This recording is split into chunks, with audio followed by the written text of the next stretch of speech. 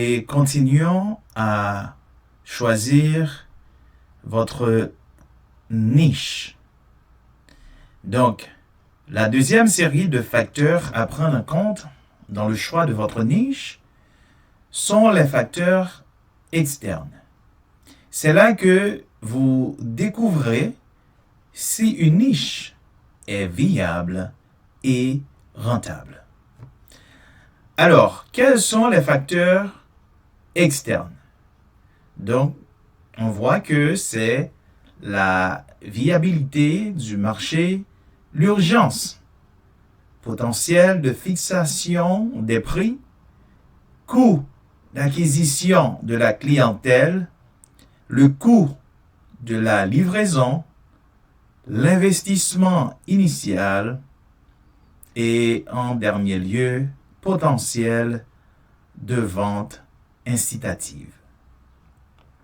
Donc, examinons maintenant chacun d'entre eux en plus de détail pour vous aider à vous faire une idée plus claire de ce que sont justement les facteurs externes. Donc, viabilité du marché.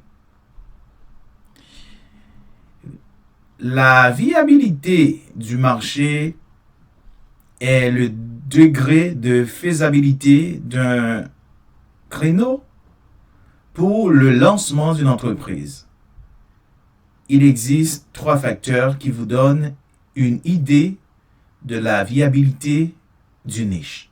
Alors, tantôt, on a utilisé le mot créneau.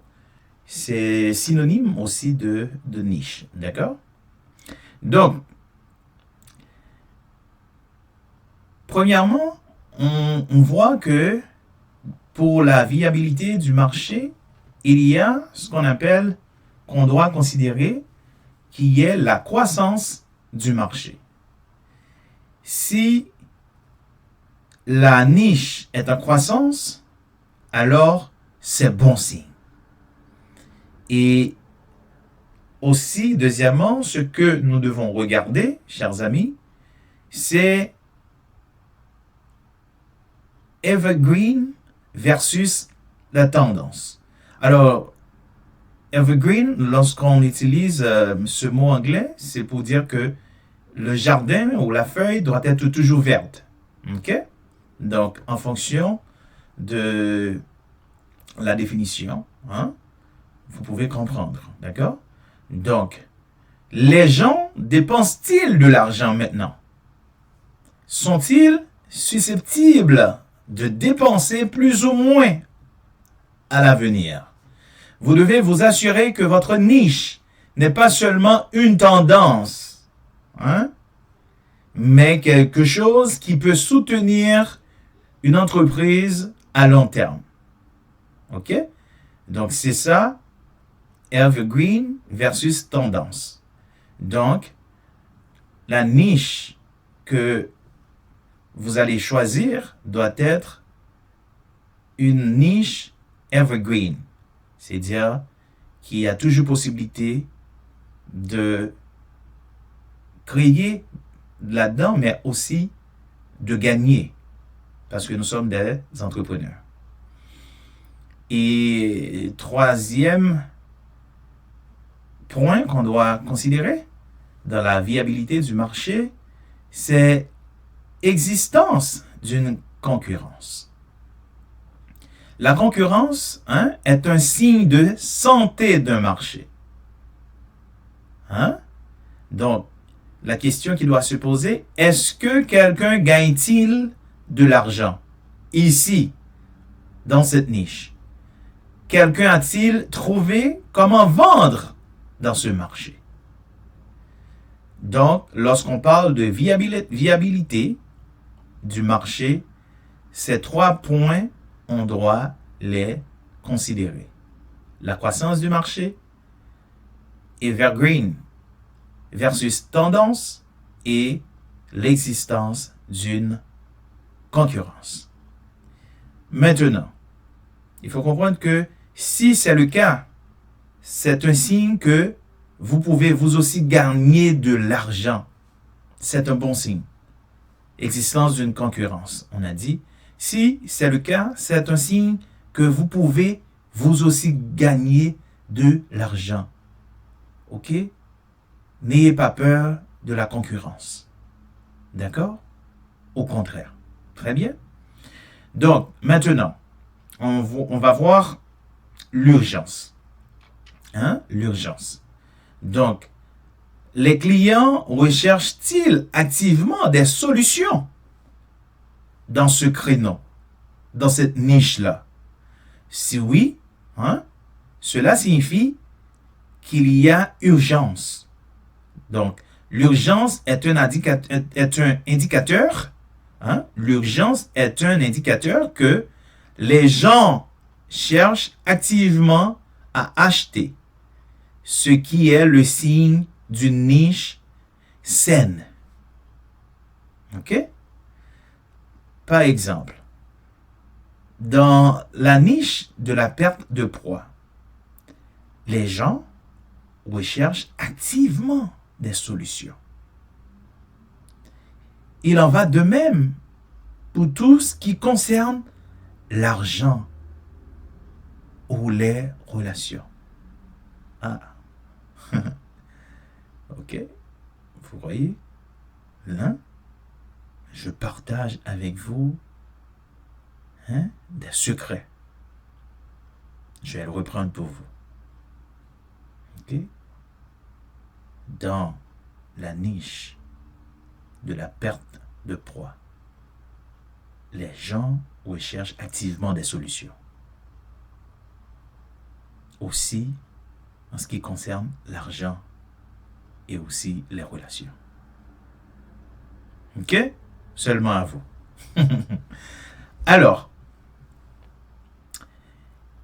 en revanche, dans une niche comme celle de l'histoire, la plupart des gens ne cherchent pas activement des solutions. Très peu de gens se promènent en disant, par exemple, j'ai juste besoin d'en savoir plus sur l'Europe médiévale maintenant. Non.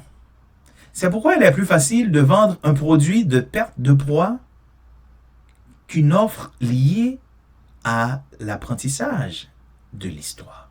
D'accord? Cool. Maintenant, potentiel de tarification.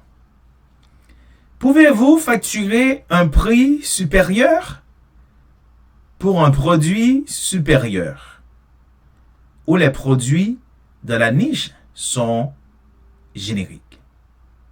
C'est ce que cela veut dire quand on parle de potentiel de tarification.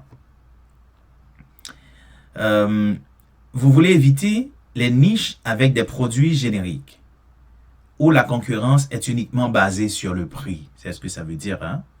Si c'est le cas, il sera difficile de rivaliser avec les grandes entreprises, d'accord, qui peuvent se permettre de vendre au prix le plus bas possible, qui n'est pas votre cas. OK? Parce que, regardez, par exemple, vous n'avez probablement pas envie de vendre disons, trombones. Des trombones. Un produit comme celui-ci-là est presque générique. Et les gens achètent l'option la moins chère. Donc, cherchez des niches avec de la place pour des prix plus élevés et d'autres facteurs de concurrence autres que le prix, autres que le potentiel de tarification. Si une niche est basée sur le fait que les gens achètent toujours l'option la moins chère, ce n'est pas un bon marché pour démarrer une entreprise. Très bien. Maintenant, la prochaine. Coût d'acquisition des clients. Comment allez-vous acquérir des clients dans cette niche? Ça, c'est très important. Dans votre niche, les clients. Ben, de toute façon, c'est les clients qui doivent acheter votre produit. La rentabilité de votre entreprise se trouve ici. Donc, vous devez vous assurer que vous pouvez le faire de manière rentable. OK? La question clé est la suivante. Les publicités payantes sont-elles chères dans cette niche-là? Hein? Est-ce que vous voyez ce que cela veut dire? Parce que dans certaines niches ou dans certains créneaux, comme le marketing numérique, les publicités payantes sont coûteuses. C'est l'inconvénient de la concurrence. Cependant, ces niches ont généralement des valeurs de commande plus élevées qui peuvent contrebalancer le coût des annonces. Vous pouvez toujours faire vos propres recherches en cherchant sur Google des expressions comme coût par acquisition, Facebook, publicité par industrie. D'accord? Donc, si vous entrez dans une niche où les coûts d'acquisition des clients sont élevés, vous devrez peut-être créatif ou d'affiner vos compétences pour être rentable. Ceci étant dit, il existe toujours un moyen d'acquérir des clients dans chaque niche. Ne vous en faites pas. S'il est important de garder à l'esprit le coût de l'acquisition de clients, il ne doit pas être un élément qui fait ou défait votre choix de niche. D'accord? Très important. Maintenant, on va parler du coût de la livraison. La livraison de produits ou de services dans la niche en question est-elle coûteuse? Il s'agit d'un autre facteur qui vous aide à prendre en compte les coûts impliqués. Le coût de la livraison peut varier considérablement d'une niche à l'autre.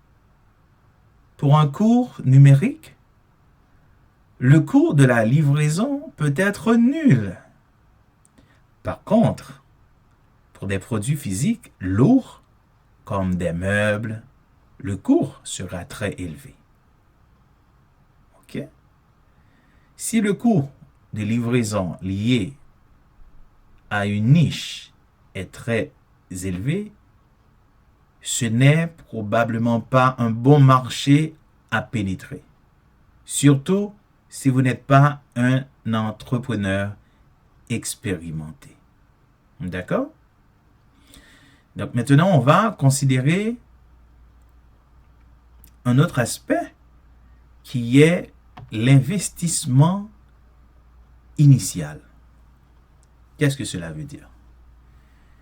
Cela veut dire que la question qui doit se poser, quel est l'investissement initial en temps et en argent pour mettre votre produit ou service sur le marché?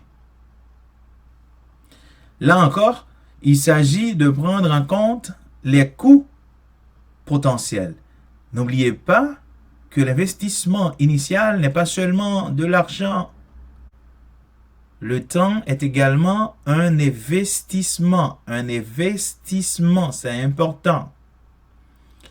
Donc, voici un aperçu de ce à quoi ressemble l'investissement initial pour différents offres. Disons, on dit produits physiques. Quelques semaines de temps et moins. On peut dire 2000 à 3000 dollars. On peut dire ça.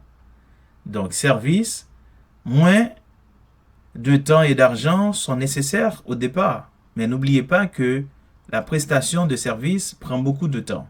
OK? dit maintenant produit numérique. On dit que des semaines ou des mois de temps et très peu d'argent. Si une niche nécessite des années de travail ou des dizaines de milliers de dollars pour démarrer, ce n'est probablement pas une bonne option pour commencer. Donc, je viens de vous donner des exemples. Je viens de vous donner des exemples dans les trois modèles d'entreprise, hein? Physique, service, produits numériques, lorsqu'il s'agit de l'investissement initial. Okay? Maintenant, au niveau du potentiel de vente incitative, hein? On va considérer cela. Alors, existe-t-il des possibilités de vente incitative ou de regroupement, hein, de produits, services? Hein? C'est une très belle question. Hein? Existe-t-il des possibilités de vente incitative ou de regroupement de produits, services? Si vous pouvez prendre plusieurs produits connexes, c'est un bon signe pour une niche. Alors, voici quelques exemples d'idées de vente incitative et de regroupement, hein, de ce que je suis en train de vous parler. D'accord, on va dire, disons, offre. Cela veut dire, on dit que un programme d'entraînement. Alors, la vente incitative peut être certification pour ce type d'exercice. Hein? Donc, si on dit encore offre, mon offre, c'est un cours de blogging. Alors, maintenant, la vente incitative, hein, en anglais aussi on dit upsell, peut être un programme de coaching. Hein? Et encore, par exemple, si on a maintenant l'offre, hein, d'une chemise. Ça, nous sommes dans le physique, le produit physique. Alors, le produit connexe ou la vente incitative peut être un pantalon. Donc, vous voyez, hein, de ce qu'on parle. Alors, on vient de voir justement les aspects qu'on doit considérer lorsqu'il s'agit de considérer les facteurs externes, hein, pour choisir votre niche, n'est-ce pas vrai? Donc, maintenant, on va considérer la feuille de travail sur ces facteurs externes-là qu'on vient de voir. Hein? Et si vous voulez, même, on peut regarder bien vite une petite résumé encore. Vous regardez. Alors, on avait vu que les facteurs externes, c'est la viabilité du marché. Hein? Viabilité du marché. Hein? Et deuxièmement, on a vu l'urgence. Et troisièmement, potentiel des tarifications. Et quatrième, coût d'acquisition des clients. Cinquièmement, coût de la livraison. Et sixièmement, l'investissement initial. Et septièmement, potentiel de vente incitative. Donc, la feuille de travail sur les facteurs externes. Donc, maintenant, hein, que vous savez ce que sont les facteurs internes et externes, vous avez suffisamment d'informations pour commencer à cibler votre niche. Avant de commencer, consultez votre feuille de travail sur les facteurs internes qu'on avait fait dans la leçon précédente pour vous donner des idées de niche. OK? Donc, en vous basant sur les réponses de la feuille de travail sur les facteurs internes, notez vos 3 meilleures idées de niche. Donc, 1, 2, 3. OK? On va les écrire pour chacune de ces idées de niche. D'accord? Alors, vous pouvez aussi procéder comme suit. Étape 1, recherche de niche. D'accord? Donc, pour chaque niche, demandez-vous si les offres seront principalement des produits physiques, des services ou des produits numériques. C'est important. Il existe 3 options générales pour la recherche de niche. 1. Produits physiques. On peut regarder Amazon et Etsy. OK? Et au niveau du service ou des services, on peut regarder Upwork et Fiverr. Et au niveau des produits numériques, Udemy et Amazon Kindle. OK? Donc, en fonction du type d'offre qui, selon vous, correspond le mieux à la niche, parcourez les 2 plateformes recommandées pour ce type. OK? Par exemple, si vous envisagez d'enseigner aux gens des compétences techniques dans votre niche, il s'agira principalement de produits numériques. Donc, dans ce cas, vous recherchez sur Udemy et Amazon Kindle pour trouver des offres liées aux compétences techniques. Et lorsque vous êtes sur ces plateformes, gardez ces questions à l'esprit. Pourquoi les gens dépensent-ils de l'argent? C'est très important. Très important, chers amis. C'était quoi la question? Pourquoi les gens dépensent-ils de l'argent? D'accord? Donc, vous pouvez également lire les titres, les descriptions, les critiques et tout ce qui attire votre attention. Et aussi passer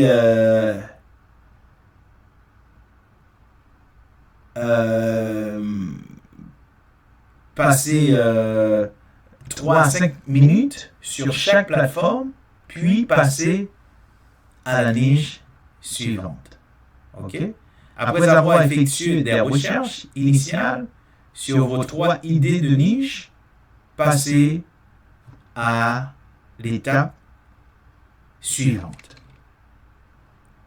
Donc, étape 2, maintenant, c'est la liste de contrôle de la viabilité.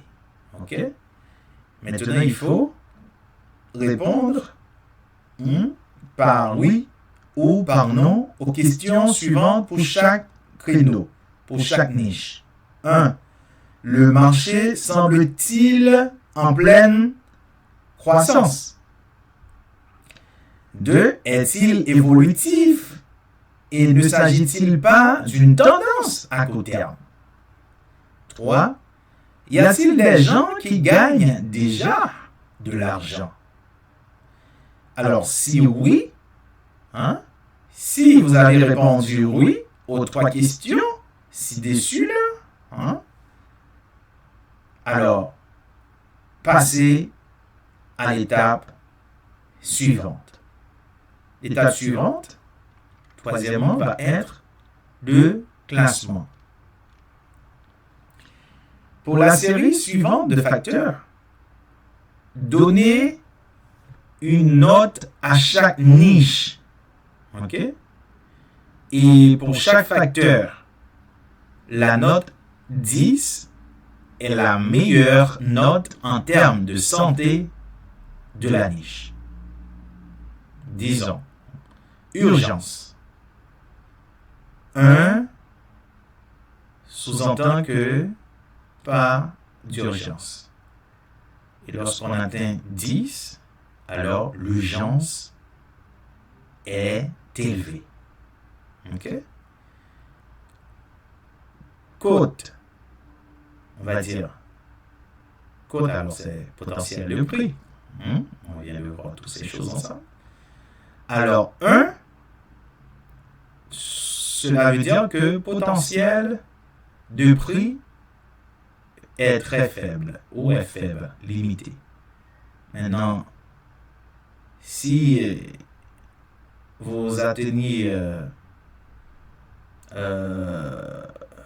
10, alors potentiel de prix est élevé. Et classement, donc ça va être le coût d'acquisition des clients. On va dire 1 étant le plus cher et 10 étant le moins cher. OK? Maintenant, évaluation qu'on doit considérer, c'est le coût de la livraison. 1, le plus cher, et sur l'échelle 10, le moins cher. L'autre évaluation, l'investissement initial. On va dire 1, le plus cher, et 10, le moins cher. OK? Donc là, c'est des noms qu'on utilise comme si on était sur une échelle, d'accord? Pour pouvoir bien évaluer la niche, d'accord? Donc, potentiel de votre incitative. À 1, le potentiel est limité. Si 10, le potentiel est élevé. Très bien. OK. Donc, maintenant, vous allez également additionner maintenant vos 6 notes et inscrivez votre score total. Votre score total ci-dessous. OK? Donc, le score total, on doit considérer que un score de 40 au plus signifie qu'il s'agit d'une niche viable à exploiter. Bravo. Bravo. Si on arrive à atteindre un score de 40. Donc, c'est pour cela encore, je vais le répéter, c'est important de passer au travers des travaux, les feuilles de travail, c'est important de les pratiquer, de les utiliser pour faire les travaux. Très bien. OK. Donc, maintenant,